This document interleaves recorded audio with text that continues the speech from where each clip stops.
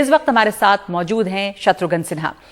शत्रुघ्न सिन्हा साहब, बहुत बहुत स्वागत है आपका और धन्यवाद समय देने के लिए। एक नई पारी की शुरुआत कर रहे हैं आप, लेकिन बहुत सारे लोगों के मन में सवाल है कि आप पहले बीजेपी में थे, कांग्रेस में आए, पर कांग्रेस में आप आए भी और गए भी, इतनी जल्दी क्यों? देखिए, अभी पहली बात तो ये कि अभी मैं कहीं और नहीं बल्कि देश की से अभी बहुचर्चित, सबसे बढ़िया लोकप्रिय नेता, leader, great leader and great lady, leader of the masses in true sense, tried, tested, successful, honourable CM of Mamata Banerjee, उनके इनविटेशन पे तृणमूल कांग्रेस में शामिल हुआ हूं। तृणमूल कांग्रेस में जो पूल ऑफ टैलेंट है, उसके साथ रह के कैसे हम विपक्ष की आवाज को और मजबूत कर सकें, उनके नेतृत्व में, ममता बनर्जी के नेतृत्व में, और कैसे हम अपने वेस्ट बंगाल के लिए और खासकर अपने आसनसोल के लिए कैसे हम और काम करके और नाम कर सकें, इनकी ख्याति में ममता बनर्जी की उम्मीदों पे की कसौटी पे खरा उतरे। इसलिए मैं इस दिशा में आया हूं, या कह सकता हूं नई दिशा में जरूर आया हूं, लेकिन सही दिशा में आया हूं। और जहां तक कांग्रेस की बात है, अभी अगर वो बात ना करूं, फिलहाल अभी मैं किसी की शिकायत नहीं करना चाह रहा हूं। मैं क्या हुआ, क्या नहीं हुआ, मेरे साथ क्या क्या नहीं हुआ, या क्या होना चाहिए था, क्या कहा उन्होंने, क्या किया उन्होंने, अभी अगर उस पर रोशनी ना डालूं या आप मुझे इसके लिए जोर ना दे नगमा, तो मैं बहुत आपका एहसानमंद रहूंगा। क्योंकि अभी हमारा फोकस जो है इस वक्त ये चुनाव पे है, और खासकर आसनसोल पे, अपने वेस्ट बंगाल पे है, और नेतृत्व पे है ममता बनर्जी के। जी, ऐसा आपने कहा कि मैं जोर न दूं कांग्रेस पर सवाल पूछने के लिए, तो ठीक है, मैं जोर नहीं दूंगी, लेकिन बहुत कुछ नहीं कह के भी आपने काफी कुछ कह दिया। आप कह रहे हैं कि उन्होंने क्या कहा और क्या किया, क्या नहीं दिया। जैसे आपने कहा कि आप ऐसी पार्टी में हैं इस वक्त जो कि एक मजबूत पार्टी है, बहुचर्चित पार्टी है, यानी कांग्रेस जो है वो विपक्ष का रोल नहीं निभा पा रही, जो विपक्ष के रोल में वो थी। अब जो चुनाव हुए 5 राज्यों में, ये उसी से जाहिर है। देखिए ना, जो मजबूत विपक्ष का रोल अदा नहीं कर पा रहे हैं, उन्हें करना ही होगा, आज नहीं तो कल। अभी उन्होंने देखा है, इस चुनाव में भी और भी चुनाव में देखा। पहली बात तो आपने देखा कि ममता बनर्जी ने कैसे अपने बंगाल को जो नई रोशनी प्रदान की, तमाम रूलिंग पार्टी के धन शक्ति के बावजूद, ईवीएम के सेलेक्टिव इस्तेमाल के बावजूद, इतने सारे लोगों को प्रचार में झोंकने के बावजूद रूलिंग पार्टी के, कैसे ममता बनर्जी अपने धन शक्ति के जवाब में, इनके धन शक्ति के जवाब में, अपने जनशक्ति के आधार पे व्हील चेयर में बैठकर खेला होबे का नारा देकर कैसे खेला कर दिया, वो तो अद्भुत है, अविश्वसनीय है, या यूं कहूं पूरे दुनिया के लिए और विपक्ष के लिए भी, और बहुत अनुकरणीय है, सराहनीय है और प्रशंसनीय है। वो रोल मॉडल बनकर उभर के आई हैं। तो आज भी चुनाव में आपने देखा, मैं इस पे भी ज्यादा आज जोर नहीं दूंगा, लेकिन बहुत लोगों का मानना है कि जहां जहां डबल इंजन की सरकार रही है, या सिंगल इंजन भी जब उनकी अपनी रही है, वहां पे सेलेक्टिव यूज जगह जगह, खास जगह पे कुछ लोगों के लिए और कुछ मामलों में तो अपने लोगों के लिए भी किया उन्होंने, ताकि उसको लेजिटिमेसी मिले, लगे कि हाँ सही हुआ है। और इस तरह से चुनाव में जो हुआ इस बार, अखिलेश यादव के खिलाफ ही नहीं बल्कि पूरे जगह, सिवाय पंजाब के। पंजाब में नहीं कर सकते थे वो, क्योंकि वहां इनकी इंजन नहीं थी, वहां उनकी सरकार नहीं थी। बाकी जहां जहां उनकी डबल इंजन थी या सिंगल इंजन करके दिखा दिया। उससे एक सबक और मिलता है कि विपक्ष को हम लोग हमेशा कहते हैं कि एक साथ रहो, एकजुट रहो, एकजुट रहो, और अगर ऐसा होगा तो कोई दिक्कत नहीं होगी कभी। लेकिन अनफॉर्चुनेटली, दुर्भाग्यवश ऐसा नहीं होता रहा नगमा। और आपने इस बार भी देखा कितनी पार्टीज यूपी में लड़ रही थी अलग अलग। आपने यूपी, बहुत जगह की बात कर रहा हूं, बट यूपी का एग्जाम्पल देके कह रहा हूं। तो मैं समझता हूं कि ये जो हुआ है अभी, वो एक सबक है।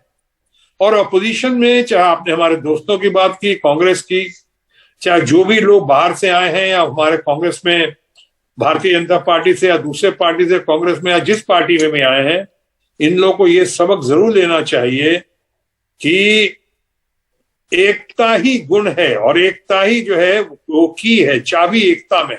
जी। अगर एक रहेंगे, और अभी एकता के मामले में आपने देखा कि किस तरह से हमारी अपनी Mamata Banerjee, the tigress of Bengal, the real mass leader, आज कितना उभर कर आई है।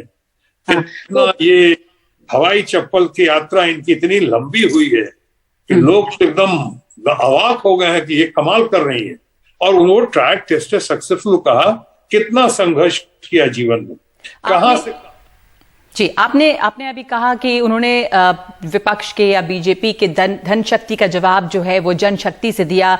आपने कहा कितना जरूरी है विपक्ष का एकजुट रहना, कांग्रेस इस रोल में खरी नहीं उतर रही है। ममता बनर्जी के लिए जो आपने तमाम अब आप टीएमसी में शामिल हुए हैं, आप बता रहे हैं कि वो कैसे टाइग्रेस ऑफ बंगाल हैं और खेला क्या वहां पर, तो क्या वो विपक्ष का चेहरा है, बन सकती हैं? क्या टीएमसी कांग्रेस का विकल्प बन रही है?